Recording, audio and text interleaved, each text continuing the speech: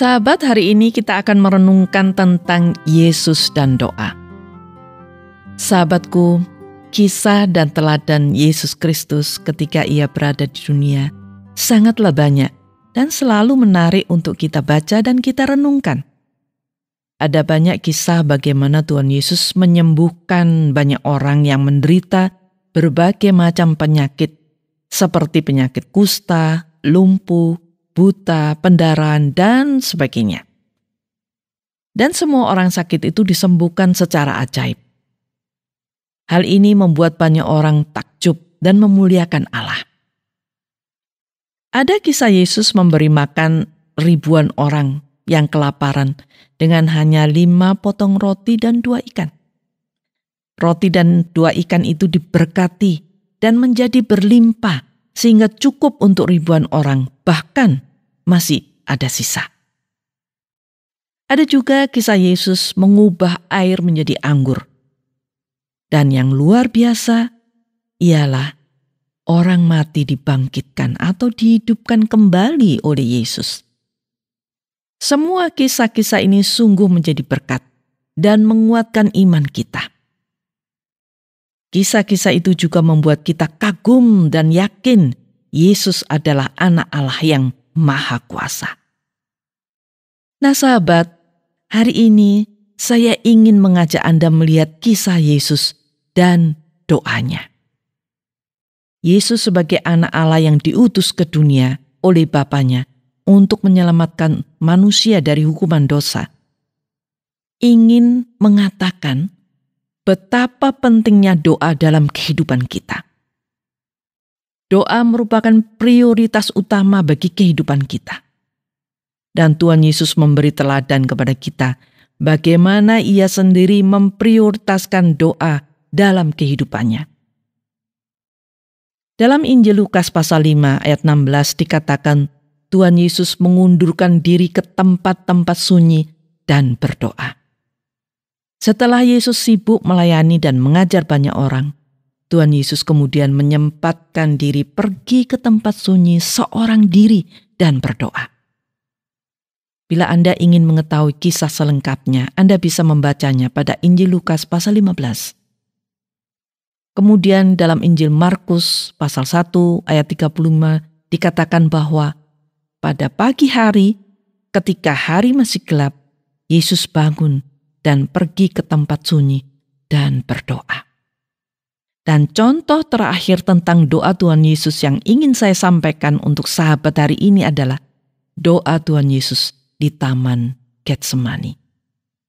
Doa di Taman Getsemani ini paling terkenal dan banyak dijadikan contoh sebuah doa yang sangat menyentuh dan menyayat hati. Kisah mengenai doa itu dapat dibaca pada kitab Injil Matius pasal 26 ayat 36 sampai 42. Ketika itu suasana hati Tuhan Yesus sangat sedih karena saat kematiannya akan segera tiba. Lalu ia berkata kepada 3 muridnya begini, "Hatiku sangat sedih, seperti mau mati rasanya. Tinggallah di sini dan berjaga-jagalah dengan aku." Lalu Tuhan Yesus berdoa kepada Bapa. Nah, apa isi doa Tuhan Yesus waktu itu? Sahabat, dengan sedih dan rendah hati, Tuhan Yesus berdoa begini, "Ya Bapakku, jikalau sekiranya mungkin, biarlah cawan ini lalu daripadaku. Tetapi janganlah seperti ku kehendaki, melainkan seperti yang Engkau kehendaki." Sebagai manusia, Tuhan Yesus memohon kepada Bapanya mengambil penderitaannya. Tetapi dengan rendah hati Tuhan Yesus ingin hanya kehendak Bapanya saja yang jadi, bukan kehendaknya sendiri. Ini satu contoh doa yang benar. Siapapun boleh mengajukan permohonan dan keinginan apapun kepada Tuhan dalam doanya. Tetapi harus diingat bahwa kehendak Tuhan yang boleh jadi. Karena kehendak Tuhan itu paling baik bagi manusia. Nah, setelah berdoa kepada Bapanya, Tuhan Yesus kemudian dengan tenang menghadapi penderitaannya. Dia pasrah kepada kehendak Bapanya. Sahabat, dari contoh-contoh doa yang dilakukan oleh Tuhan Yesus, kita mendapat banyak pelajaran tentang doa. Doa hendaknya menjadi prioritas dalam hidup kita. Sesibuk apapun kita harus memiliki atau menentukan waktu untuk berdoa. Berikutnya, doa bukan masalah waktu pagi, siang, atau malam, tetapi soal adanya waktu yang kita sediakan untuk berdoa. Jika kita tidak memberikan waktu untuk berdoa, maka kita akan kehilangan kesempatan dekat dengan Tuhan. Dan kita akan semakin jauh dari Tuhan.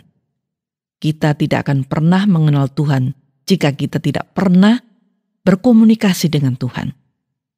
Dan pelajaran berikutnya dari doa-doa Tuhan Yesus adalah kita boleh memohon apa saja kepada Tuhan. Tetapi kita harus tetap tunduk kepada kehendak-Nya. Sahabatku, mari kita periksa diri kita masing-masing. Apakah doa sudah menjadi prioritas dalam hidup kita? Mari kita periksa diri kita masing-masing. Apakah kita sudah menyediakan waktu untuk berkomunikasi dengan Tuhan dalam doa? Jika Anda belum merasa doa menjadi prioritas, maka kini saatnya Anda memprioritaskan waktu untuk doa. Tuhan Yesus sudah memberi teladan kepada kita betapa pentingnya doa itu dan bagaimana pentingnya doa itu bagi kehidupan manusia. Jika kita sudah merasakan indahnya berdoa dan bercakap-cakap dengan Tuhan, maka kita pasti tidak akan mau lagi kehilangan waktu doa kita. Saya ingin menutup renungan doa ini dengan mengutip firman Tuhan dari surat Filipi pasal 4 ayat 6 dan 7 yang berbunyi demikian. Janganlah hendaknya kamu khawatir tentang apapun juga, tetapi nyatakanlah dalam segala hal keinginanmu kepada Allah dalam doa dan permohonan dengan ucapan syukur. Damai sejahtera Allah yang melampaui segala akal akan memelihara hati dan pikiranmu dalam Kristus Yesus.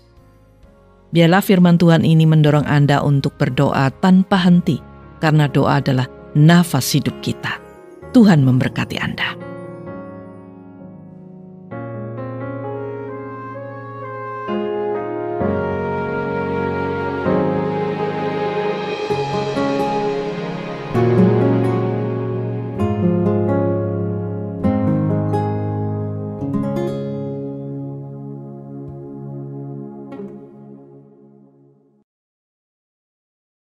Terima kasih Anda sudah mengikuti program kami. Jika Anda diberkati, jangan lupa like, komen, dan share supaya Anda tidak ketinggalan setiap program terbaru kami. Jangan lupa juga untuk subscribe channelnya dan nyalakan loncengnya. Jika Anda ingin mendukung pelayanan kami, bisa melalui rekening kami berikut ini atau menghubungi kami di sini.